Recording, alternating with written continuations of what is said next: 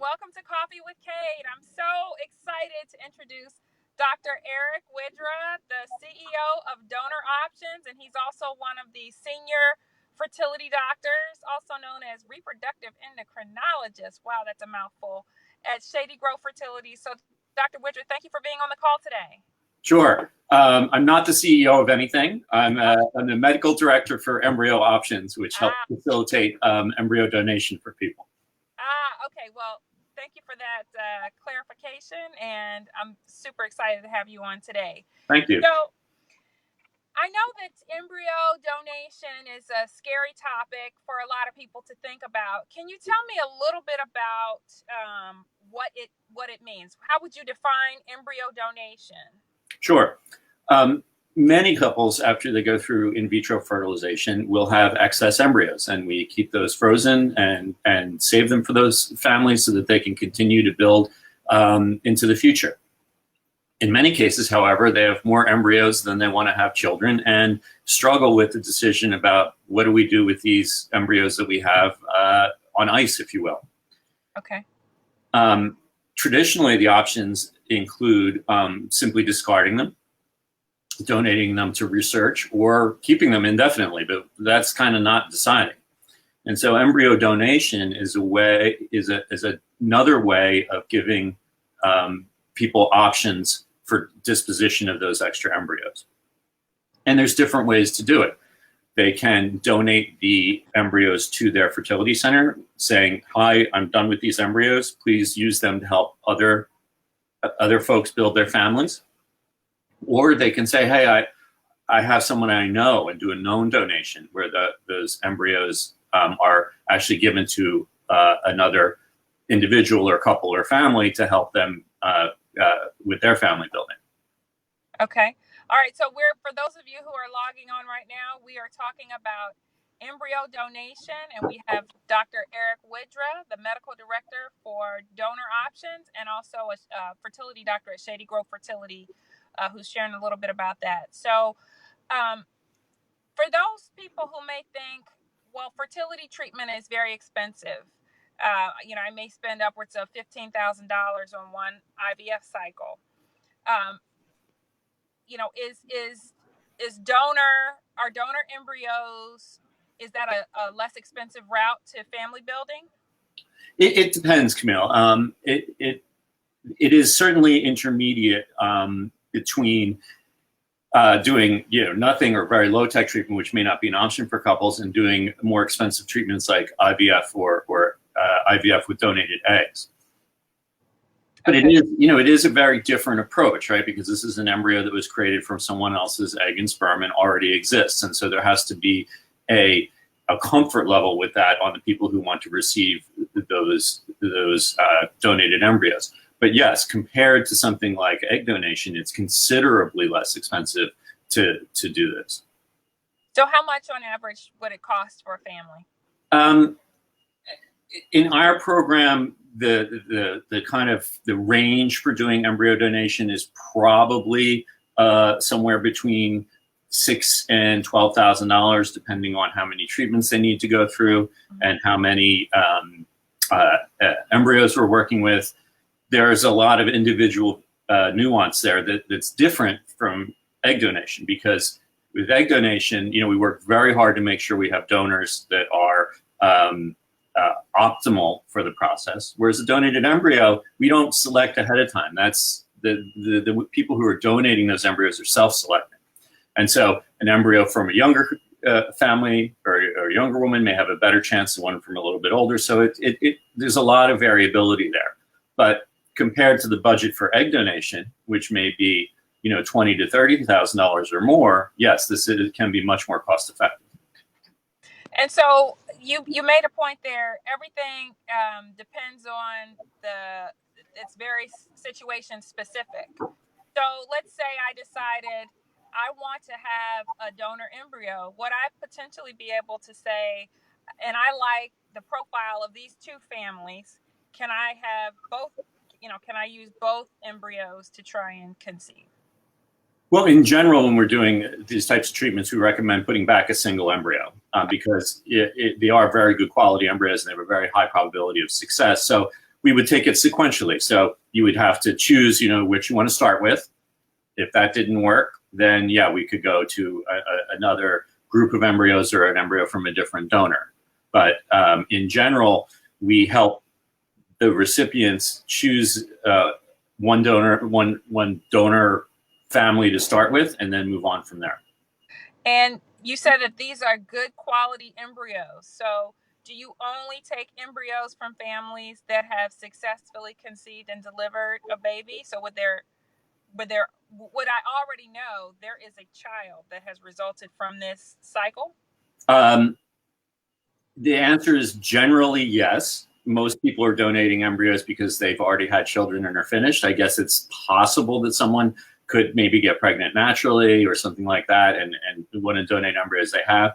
But we do go through a screening process. So whenever someone says, hey, I want to donate my embryos, there's a team of us on the physician side who review the chart and say, hey, yeah, this looks like somebody whose embryos would have a good chance of success. There are no known genetic issues. There are no known, serious medical problems. I think these would be good embryos to take in donation. Sometimes they're not. Sometimes there is some kind of genetic issue with the family, or they're old enough that we don't think the embryos would have a good chance of success. But yeah, so there's a screening process that we use. But our goal is, sorry. No, go ahead. What were you saying? Our goal is, though, to provide as many high quality embryos as we can for recipients. That's wonderful. So if someone is watching this either now or in the future and says, hey, we've completed our family, we'd like to donate our embryos, can you tell me a little bit about that process? Do they need to be screened? Is there a fee? Do they have to pay you? Do you pay to donate their embryos? No, there's no fee there. We do go through, we update their medical screening over the telephone. There is paperwork that needs to be filled out, but that can be done remotely. They have to sign the consent forms. We give them access to legal counseling if they want it, but that's optional. So our goal is to make the donation process as simple as possible. And so basically just get in touch with your care coordinators, and they'll connect you to the right people in our program, at least, to donate.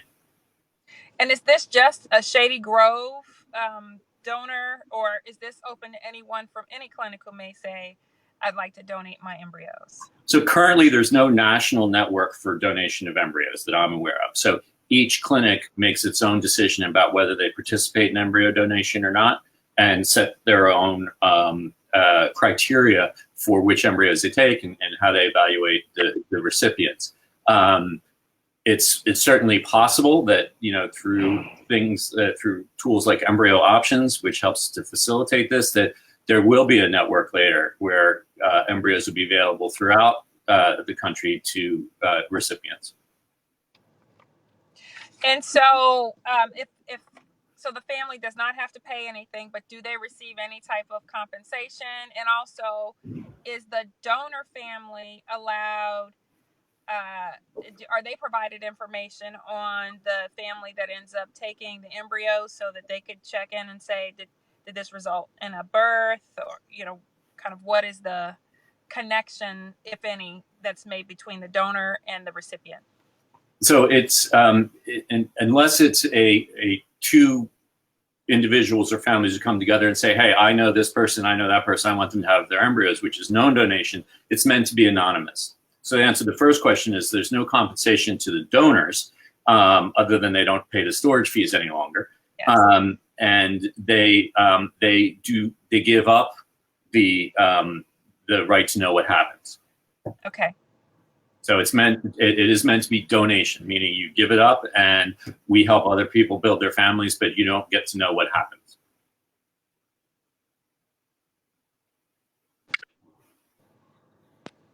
Okay, can you see me? I think we've went out for just a second. I can see and hear you again. Yeah, it just froze for a moment. Okay, so kind of along those lines, I've heard about some other organizations that provide donor embryos, but they require home studies and things of that nature. Is that a requirement for donor options, or for embryo options? So Embryo Options is really a tool that the practice uses, practices use more than the patients use. So when someone comes to does embryo donation with us, they're just simply working with SGF, with Shady Grove Fertility.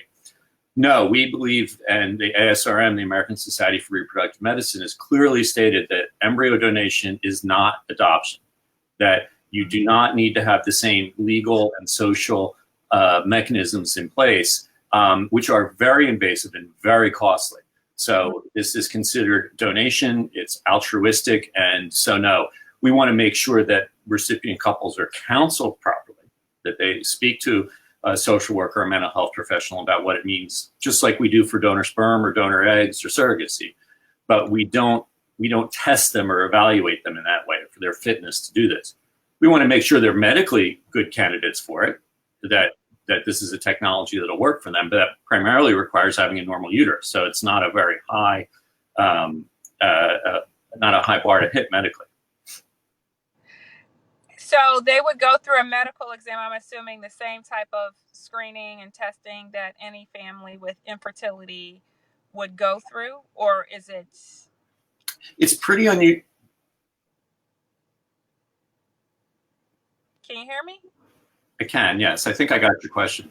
It's pretty unusual for someone to come in to see us with a fertility problem and have embryo donation be up, at the top of their list. What happens is most folks come through, they get evaluated for their infertility, and if we find that they have a problem that we can't solve, like a serious egg problem or age-related infertility that's beyond our ability to help without donor eggs, then the idea of embryo adoption is brought up. Most people want to have kids with their partner, and that's what our goal is. But sometimes that's just not possible. And if that's not possible, embryo donation, like egg donation and sperm donation, are options.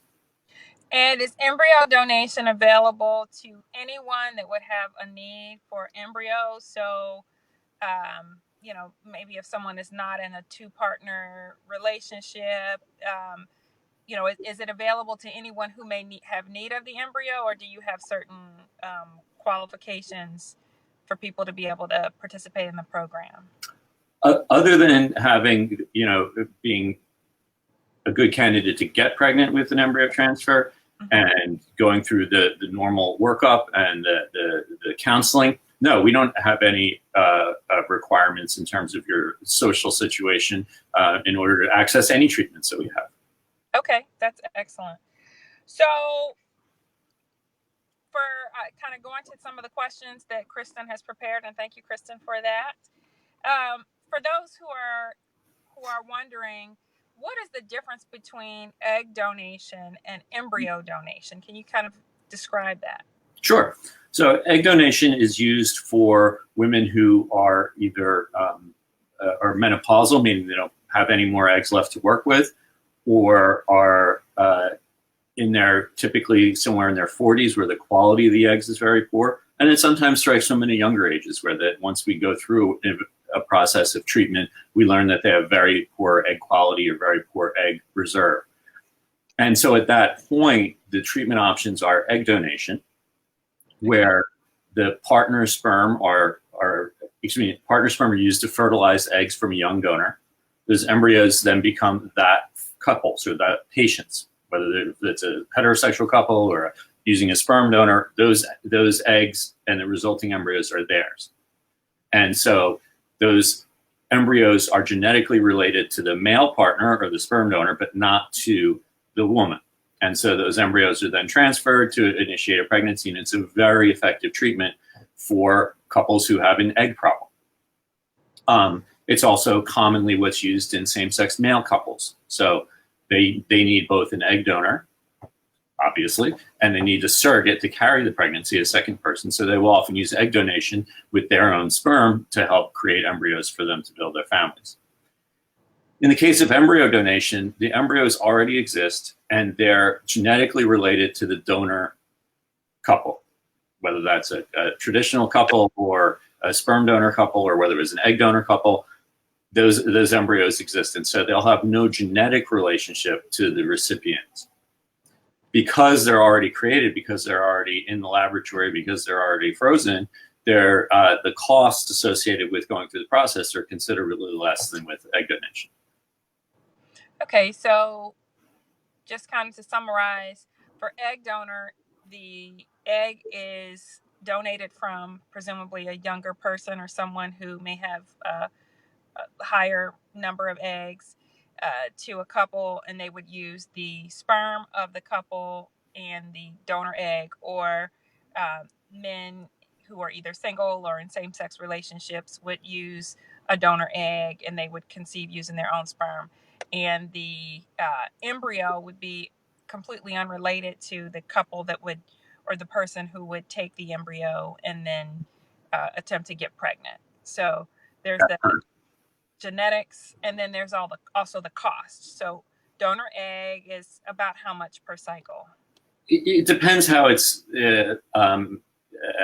constructed. We have different programs for payment. We have what's called our shared risk program, which provides a refund of money if pregnancy doesn't work.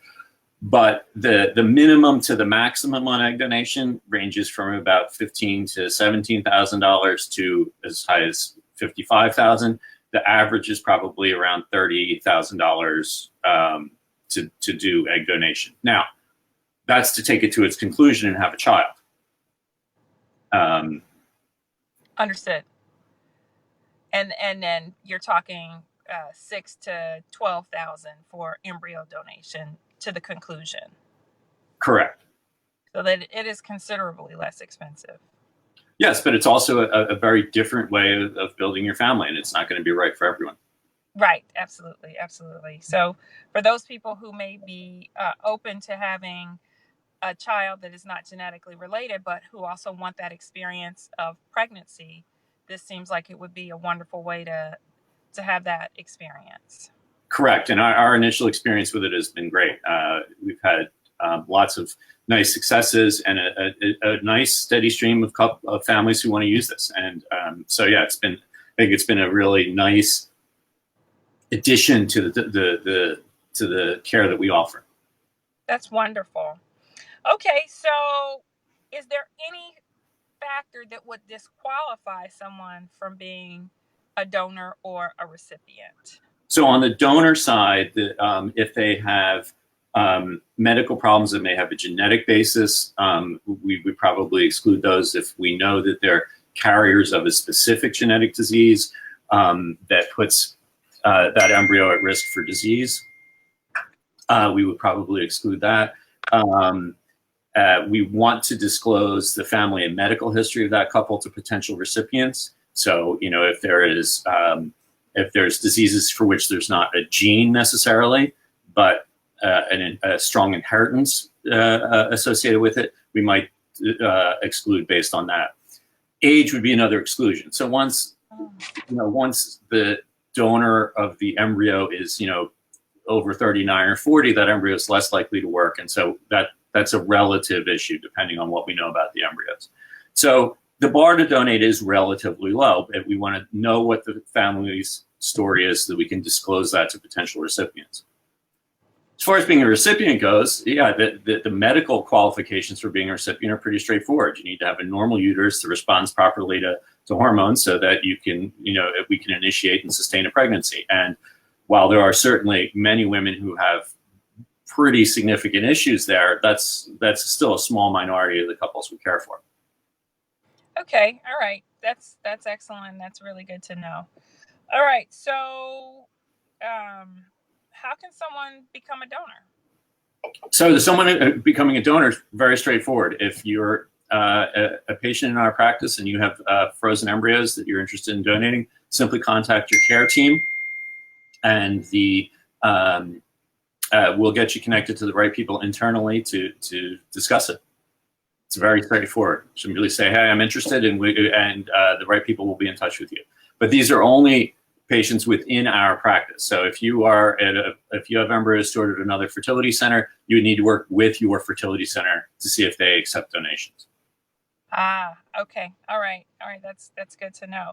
So this is really good. So tell me, how did you get interested in in being involved with embryo options and with an organization that worked with donor embryos. I know that you deal with all different types of medical treatment for infertility in your regular practice. So why did you decide to connect with this organization about this in particular? You know, after you do this for a few years, you realize that patients really are conflicted about what to do with their excess embryos. You know, they've had their child or children, and they have these embryos, and they feel very torn about what they should do. Should they discard them? What options do they have? And it makes people uncomfortable to be stuck in this situation of just, you know, keeping them in storage and paying that fee annually, but knowing that they're probably never going to use, they're not going to use those embryos to build their family. Their family's done. And while research is the thing that lots of patients are interested in, there just aren't that many avenues for donating embryos to research right now. So they're really stuck.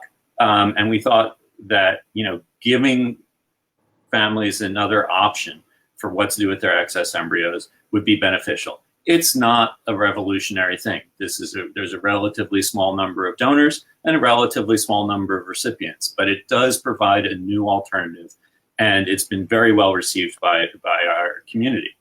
Mm-hmm. Yeah, I know that I've had conversations with many people over the years who were concerned, honestly, about the cost of keeping their embryos frozen and not knowing that they were ever going to use those embryos, and just being concerned about what to do.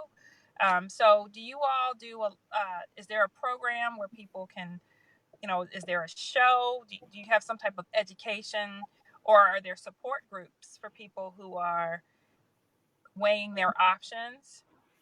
What would you say to the person that would come to you and say, hey, we've got 5 great quality embryos.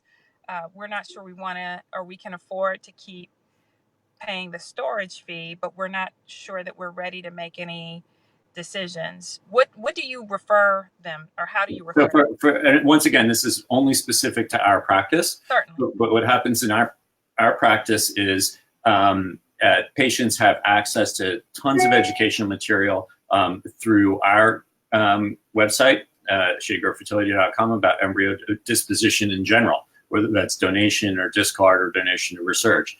And some of that content is provided through Embryo Options.